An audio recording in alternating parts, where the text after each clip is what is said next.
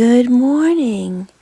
I wanted to talk about something called the love map. This is in psychology, more like with evolutionary psychology or not necessarily biology, because psychology is more of a soft science.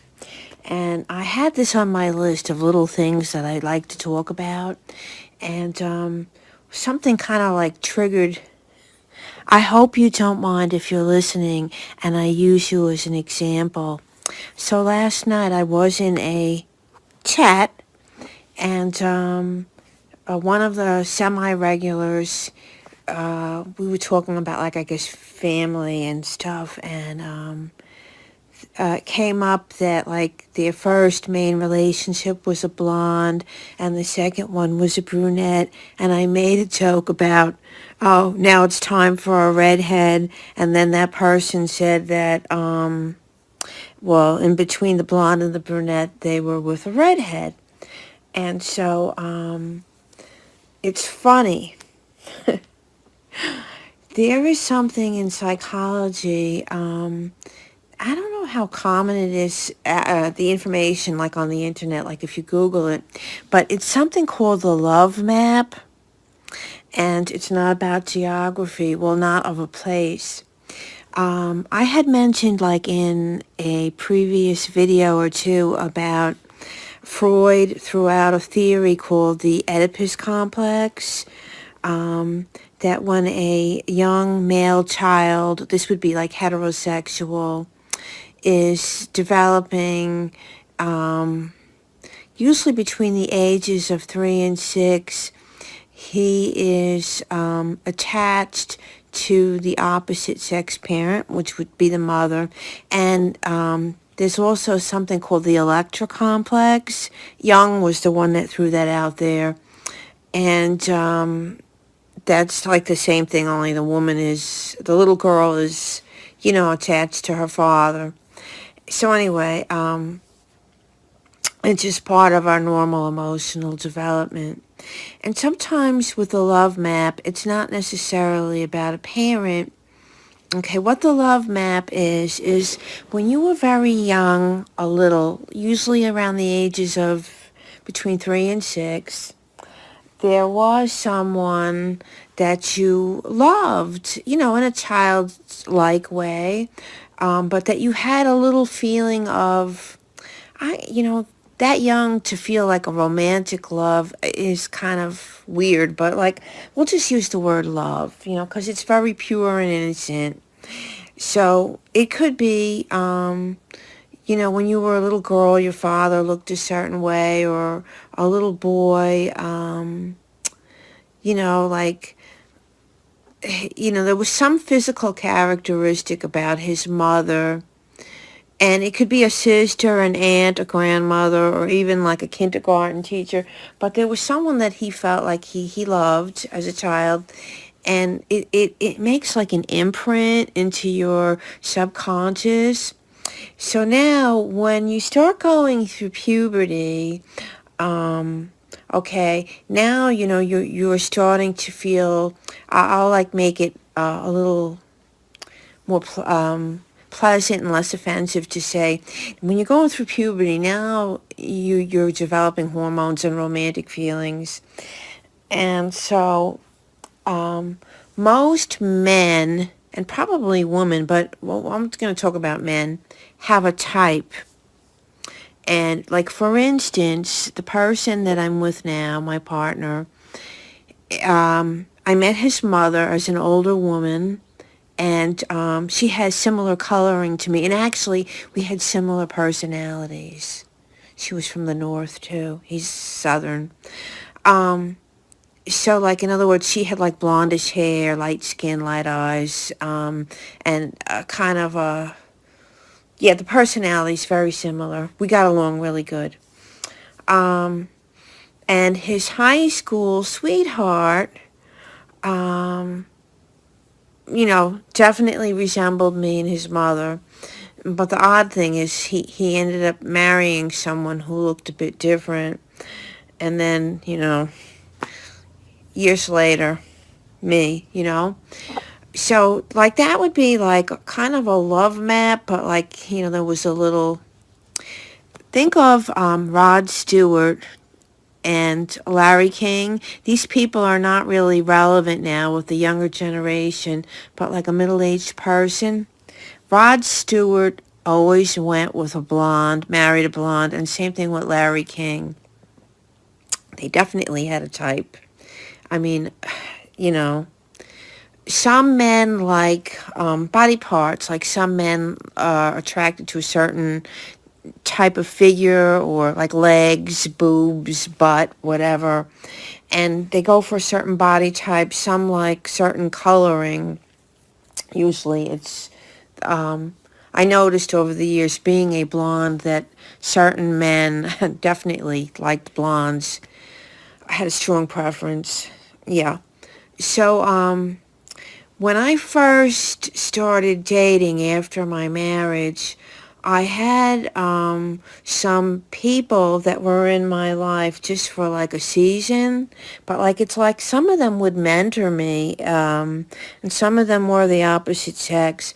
And I remember one time I had contact with a man that we both went through a recent breakup and we were not involved physically, and like we talked very openly, like kind of like friends.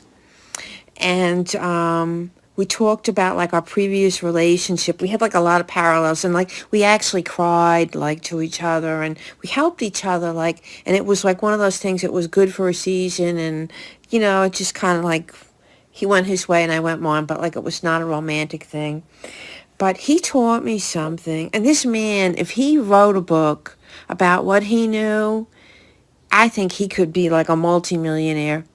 He said, Jeannie, every man has a type.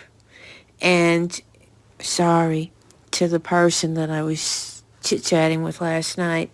If he doesn't have a type, don't trust him. And I said, what?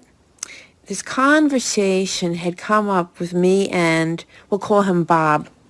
Okay, Bob, that was sort of like mentoring me a little bit, because I had been online and I had put one of those ads like on, Match or whatever. And I was contacted by a man that sounded like, we would have some things in common, or, he was intelligent, he was interesting.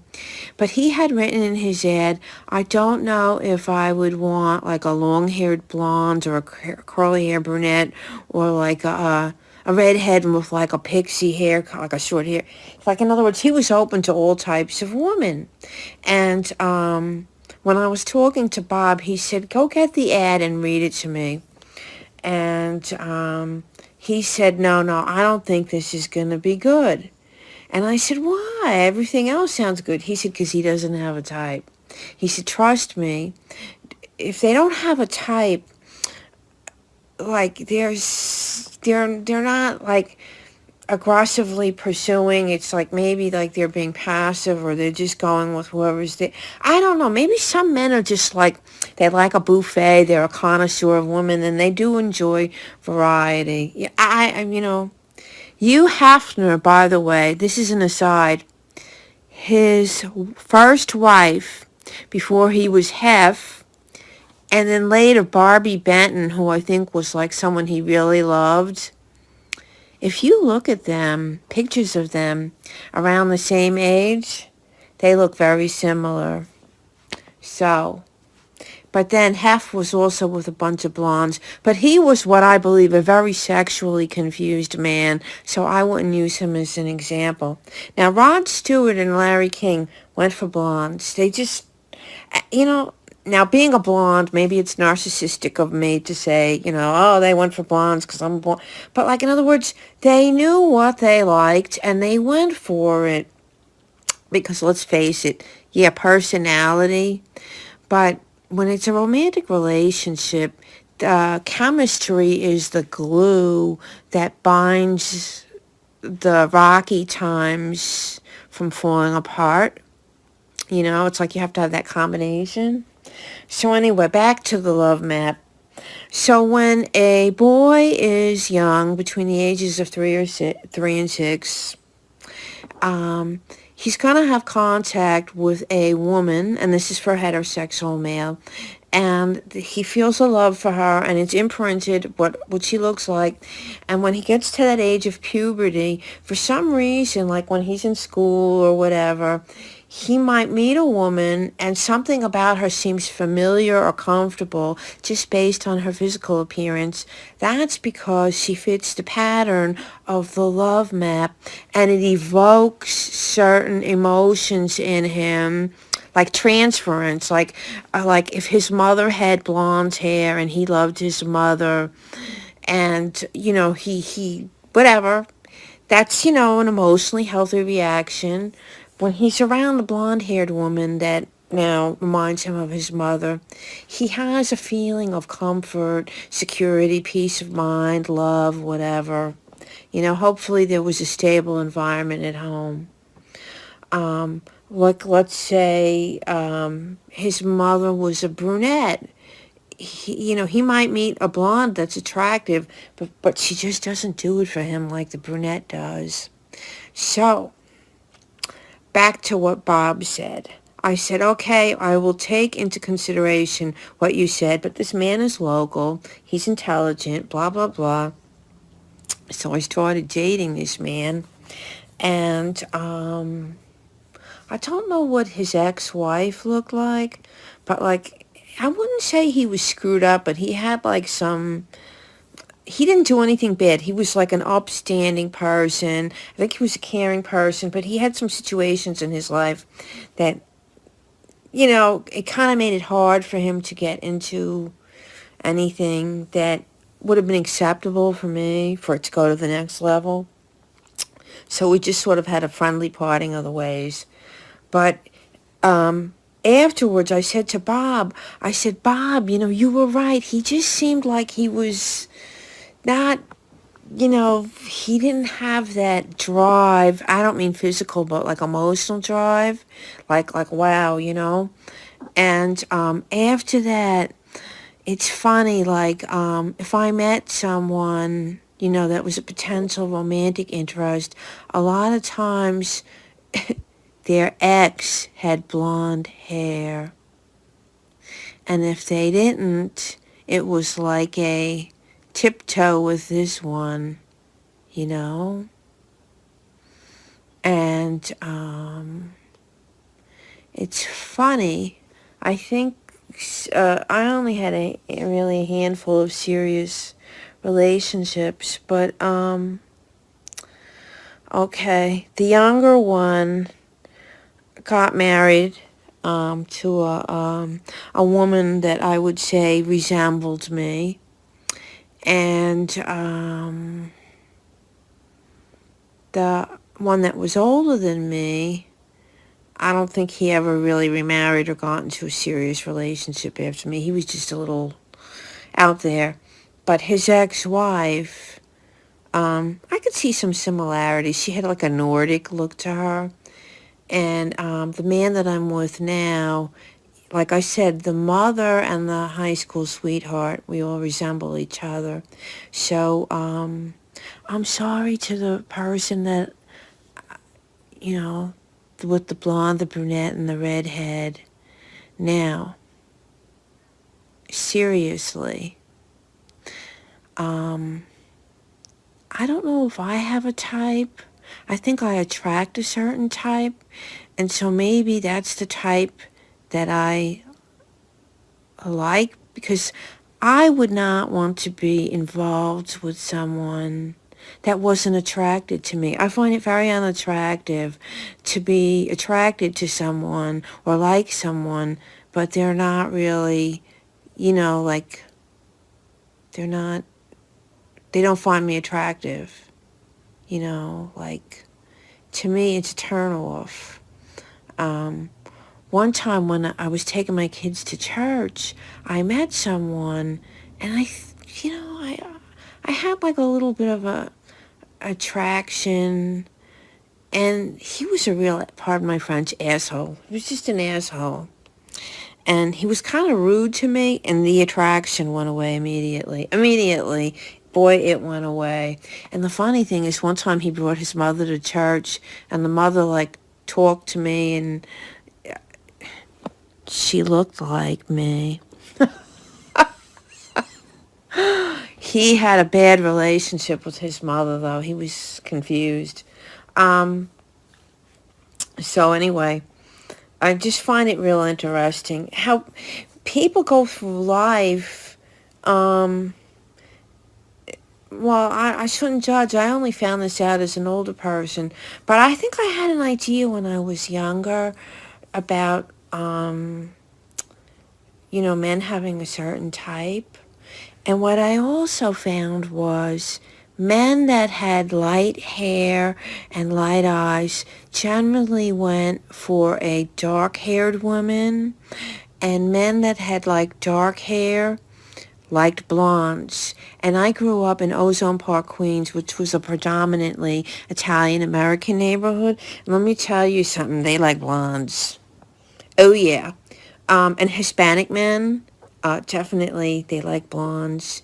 Most of the times when I was young and there was somebody pursuing me, it was a man with, like, darker hair and brown eyes. So to me, I found that physically attractive because I associated it with someone who was interested with me. Although I have had at least 2 relationships with men that had, like, lighter hair and blue eyes. So I'm sorry if anything I've said is offensive, or if I'm kind of going on by myself. But, like, just in general, I mean, sometimes if you really stop and think about it, if you haven't given thought to this, it's like, and then when you, like, hear this, like, it's like, I don't know the word for it. I hadn't really given it a lot of thought until Bob brought it up. And then after Bob, like, shared this with me, it kind of, like, made things make more sense. And actually, I think what Bob told me helped me. Bob told me a lot of other things. It was like he was a teacher. And it helped me as an adult who had been through a marriage and the marriage ended to, like, navigate being out there as an older person who was still in the game, so to speak. So anyway, yeah, I know I'm talking a lot about men, women, sex, relationships, love. It is sort of like a hobby of mine, not doing it, but talking about it. It's like all tied into evolutionary psychology, and I find it really fascinating because it's like once you get this information, it just makes things a lot easier. So anyway, everyone, have a great day and figure out what your type is. Sorry. And have a great day. Bye.